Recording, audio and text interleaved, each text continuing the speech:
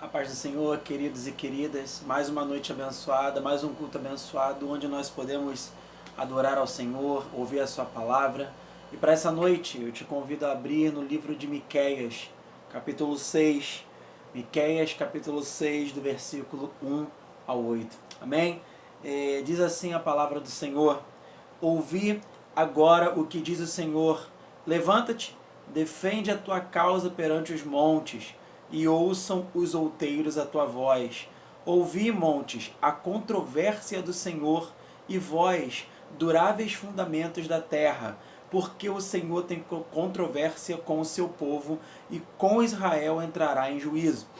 Povo meu, que te tenho feito, e com que te enfadei? Responde-me.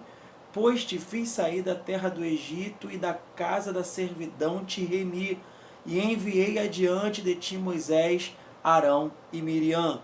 Povo meu, lembra-te agora do que maquinou Balaque, rei de Moabe, e do que lhe respondeu Balaão, filho de Beor, e do que aconteceu desde Sitim até Gilgal, para que conheçais os atos de justiça do Senhor. Com que me apresentarei ao Senhor e me inclinarei ante o Deus excelso. Virei perante ele com holocaustos, com bezerros de um ano, agradar-se-á o Senhor de milhares de carneiros, de 10.000 ribeiros de azeite. Darei o meu primogênito pela minha transgressão, o fruto do meu corpo pelo pecado da minha alma. Ele te declarou: ó homem, o que é bom e que é o que o Senhor pede de ti, que pratiques a justiça, ames a misericórdia e andes humildemente com o teu Deus. Palavra poderosa do Senhor no livro de Miqueias, como se fosse num dia de julgamento, Deus vem e lança o seu juízo contra Israel. E aí é que ele coloca os critérios do que ele julgaria o povo. E está lá no versículo 8. E na verdade, o nosso foco é o versículo 8. Interessante, né? O nosso foco vai ser o último versículo dessa explanação. Porém, nós vamos observar o que cada versículo tem a dizer nesse contexto, né? Você já percebe nos dois primeiros versículos, quando Deus coloca: ouvi agora o que diz o Senhor, levanta-te e defende a tua causa perante os montes, e ouçam os outeiros a tua voz. Ouvi, montes, a controvérsia do Senhor, e vós, duráveis fundamentos da terra, porque o Senhor tem controvérsia com o seu povo, e com Israel entrará em juízo. Nessa palavra, como nós falamos, é a ilustração de um dia de julgamento de Deus com o seu povo Israel, a partir desses critérios estabelecidos no versículo 8.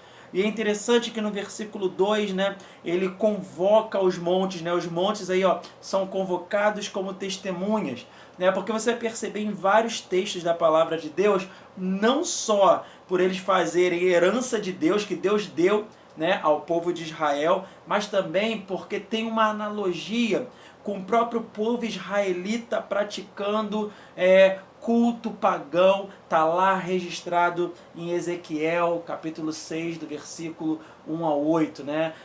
Toda vez que o Senhor falava sobre essa aliança, ele falava diante dos céus e da terra, e aí ele faz essa analogia. E ele continua no versículo 3 dizendo: povo meu, que te tenho feito e com que te enfadei? Responde-me. Porque ele tem a certeza que em nenhum momento Deus falha com o povo de Israel. Em nenhum momento ele enfada o povo, em nenhum momento ele faz mal ao povo. Então ele já induz essa pergunta já sabendo a resposta. O porquê vocês agem com incredulidade no coração, o porquê que vocês agem sem crer nas minhas promessas, né? E aqui ele deixa bem claro: em nenhum momento eu tenho falhado contigo. Ou seja, nós ainda não entramos no foco que seria o versículo 8, onde Deus coloca quais são os requisitos que ele revela a nós, o que fazer, como fazer, e que nós devemos prestar conta, né, dessa conduta na nossa caminhada cristã. Ou seja, ele vem sim nos julgar. O objetivo do Senhor é salvar, né, a humanidade, mas ele também ele traz o juízo para o mundo. E isso é a palavra que não pode faltar, porque isso nos leva sempre ao pensamento de um arrependimento, né? Seja aquele primeiro arrependimento, o arrependimento da conversão, que todos nós, em nome de Jesus, já vivemos, e seja aquele arrependimento do nosso dia a dia, aquele que vem matando a nossa natureza humana dentro do processo de santificação. E Deus, o juízo de Deus, aquilo que Deus vai requerer de nós, está exatamente ligado a isso. Nós não chegamos no versículo 8, mas o versículo 3 já é um alerta, né? Ele pergunta a cada um de nós, povo meu, que te tem feito? Com que te enfadei? Responde-me. Nós precisamos crer no Senhor, para quando Ele, com seu juízo, nos fizer essa própria pergunta, nós tivermos em nome de Jesus a resposta correta, né? O entendimento que nós temos confiado em Deus. E ele continua ali, olha, aí no versículo 4 e 5, ele vai trazer à memória do povo de Israel as misericórdias que ele tinha feito pelo povo, né? Pois te fiz sair da terra do Egito e da casa da servidão te remi e enviei adiante de ti Moisés, Arão e Miriam. Ele lembra lá no livro de Êxodo, né? No Êxodo, ele livrando o povo do Egito, sendo misericordioso, suprindo, nutrindo o povo em tudo aquilo que ele precisava. Aí ele vai citar algo muito forte também no versículo 5. Povo meu, lembra-te agora do que maquinou Balaque, rei de Moabe, e do que lhe respondeu Balaão, filho de Beor, e do que aconteceu desde Sitim até Gilgal, para que conheçais os atos de justiça do Senhor, né? Você que conhece a palavra, em nome de Jesus, você vai relembrar lá aproximadamente do capítulo 22 ao 23, ali 24, do livro de Números, onde, né, Balaque e Balaão tramam contra Israel. Porém, a profecia contra Israel não conseguia ser proferida porque o Senhor não permitia.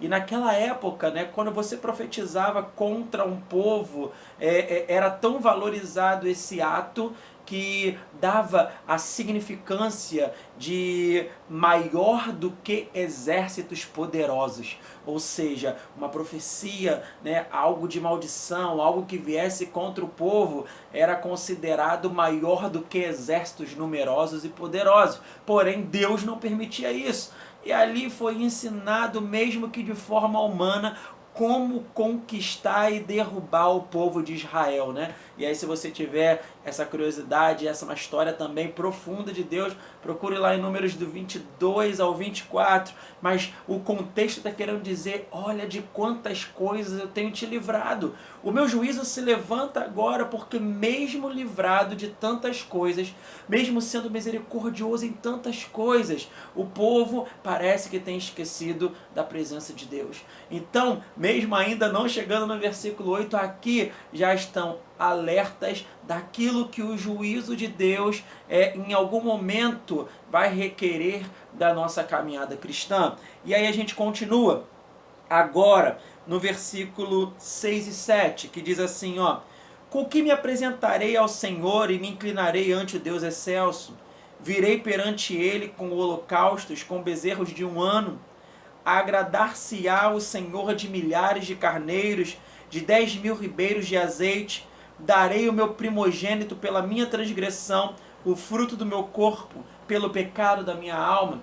Essa citação também, ela vem expressar, ela vem ilustrar tudo que era considerado nesse contexto uma adoração perfeita, né? É como se Deus estivesse perguntando: por tudo isso que vocês estão fazendo, por todo esse afastamento, por todo esse endurecimento, será que vocês estão dispostos a ter o nível mais alto, o nível máximo de uma atitude correta de adoração para que possa me agradar, para que possa agradar a Deus que tem te livrado, que tem sido misericordioso? Né? E na verdade o contexto ele é pesado contra Israel, porque o juízo de Deus, ele fala para o povo mesmo: agora se defende, porque eu vou levantar aquilo que eu estou vendo, aquilo que eu estou pensando sobre o povo e qual vai ser a conduta de cada um de vocês. Será que vocês vão conseguir, né? Será que estão dispostos a um arrependimento através dessa atitude correta de adoração que ele está citando aqui no versículo 6 e 7, e que parece que no contexto ali, né, no tipo de linguagem que é usado, né, no tipo até de entonação quando nós lemos e quando a gente verifica até alguns textos, né, que vão explanar sobre esses versículos, é como se Deus estivesse falando, ó, nem assim, hein? Porque eu já percebo qual é a inclinação dos vossos corações, né? Então o Senhor vem desafiando o Israel a prestar contas do Deus que ele estava sendo para o povo e ao mesmo tempo do povo e o seu esquecimento perante a sua figura, né? E aí entra de fato no versículo 8, onde seria a base da reflexão dessa noite. E ele te declarou, ó homem, o que é bom e que é o que o Senhor pede de ti, que pratiques a justiça, ames a misericórdia e andes humildemente com teu Deus. Então, queridos, nessa hora, aqui no versículo 8, depois de toda essa ilustração de um dia de julgamento, Deus o seu juízo contra Israel, e ele vem levantando questões, eu te enfadei, eu não tenho te suprido, ele vem lembrando, quem fui eu no Egito, não fui um Deus que te salvou, quem fui eu quando Balaque e Balaão tramaram contra ti, não foi eu que te salvei, não foi eu que estava ali, né? E aí, vocês estão dispostos a mudar essa conduta, ter uma atitude totalmente correta de adoração? Porque pelo visto parece que não. Porque quais são os requisitos, né? Quais são os princípios que Deus cobra e que é revelado no versículo 8, a qual Israel não estava conseguindo cumprir? Ele começa falando, né? Aquele que é um homem, uma mulher de Deus, que imita, né, que são imitadores de Cristo, aqueles que seguem a Deus, o Todo-Poderoso, eles vão desse versículo 8 tirar 3 princípios. O primeiro é quando ele fala que pratiques a justiça, né, naquilo que diz respeito à ética, aquilo que diz respeito à nossa vida, numa conduta cristã, nós precisamos entender a justiça de Deus, a soberania de Deus, a sua vontade inequívoca. Então, queridos, a primeira coisa que um imitador de Cristo, aquele que agrada o coração de Deus, ele é justo, né? Nós não queremos abrir aqui, a questão não tem a ver com como nós alcançamos a salvação, que lá já no Novo Testamento, a partir de Paulo, não são pelas obras da lei, não é pela nossa própria justiça, mas sim pela própria justiça de Deus, que é imputada em nós por graça. Não, esse quesito de justiça tem a ver com a nossa atitude, sermos justos, né? Pratiques a justiça, coloque em prática aquilo que Deus tem te revelado como sendo a atitude que ele faria, como sendo a atitude que ele orienta ao povo dele em toda a história, em toda a Bíblia, em toda a condução, né, que ele tem para nós enquanto povo de Deus. Então, nessa noite, pratique a justiça. Seja justo, tenha a medida de Deus, tenha a revelação de Deus para analisar as coisas. Na sexta-feira, nós tivemos uma célula maravilhosa, né, com a juventude, falando sobre o poder das palavras, né? E tem a ver com isso, praticar a justiça nas nossas palavras,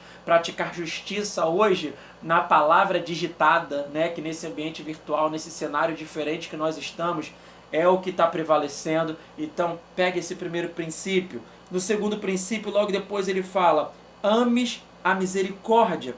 Ou seja, né, agora, no que se diz respeito à nossa vida social, à nossa vida em comunidade, o cristão que tem Deus no coração, ele ama a misericórdia, ele ama o perdão. Essas situações vêm honrar o nome do Senhor. Essas situações vêm exaltar quem é Deus, quem é o povo de Deus. Então, ame a misericórdia. Seja misericordioso, entenda o próximo, use palavras que criem pontes entre as pessoas e o Evangelho de Jesus, a palavra poderosa de Deus, aquilo que Ele revelou e que em algum momento Ele vai exigir.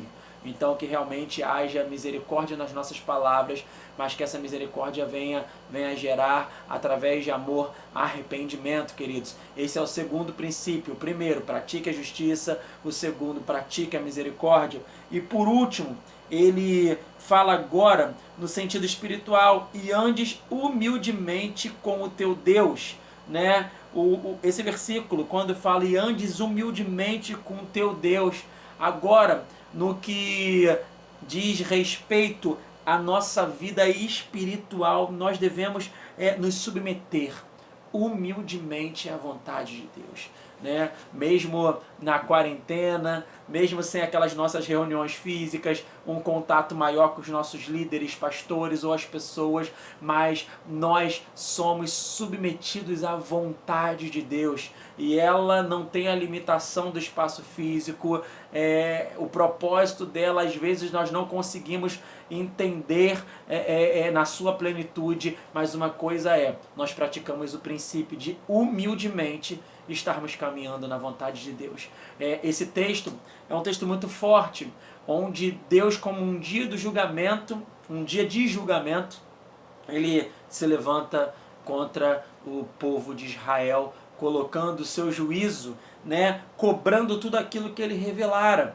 E isso é revelado a nós, uma conduta cristã. Nesses dias, pratique a justiça, pratique a misericórdia e ande humildemente, entendendo a vontade de Deus, queridos. Amém? Que essa palavra tenha edificado no teu coração essa noite. É uma noite que realmente nós somos levados, confrontados, desafiados a ter um entendimento muito sério daquilo que Deus tem preparado para nós. Então é um tempo de praticarmos a justiça em todos os nossos atos, em todos os nossos pensamentos, em tudo aquilo que nós pensamos e praticamos. Que a misericórdia seja realmente a medida, a balança que Deus tenha colocado no nosso coração em relação às nossas atitudes. E que o andar humildemente, ouvindo a voz de Deus, seja o desejo do nosso coração. Amém, queridos? Feche seus olhos. Senhor, muito obrigado por essa palavra lançada nos nossos corações. Que esses 3 princípios, uma vez requeridos no teu tempo, nós venhamos, Senhor, com toda a humildade a conseguir te entregar uma conduta cristã, uma vida revelada nos teus caminhos, uma vida que pratica a justiça, que pratica a misericórdia e humildemente ouve a tua voz. Esse é o desejo do nosso coração, Deus. Nós desejamos isso, nos ajuda, Senhor. Nós te pedimos, Senhor. Seja, Senhor, com cada um que ouve essa pregação, seja com a nossa Igreja Metodista do Jardim Botânico, seja com a nossa Igreja Metodista no Brasil, seja com teu povo na face da terra, Deus. Muito obrigado pela tua palavra nessa noite, em nome de Jesus. Amém.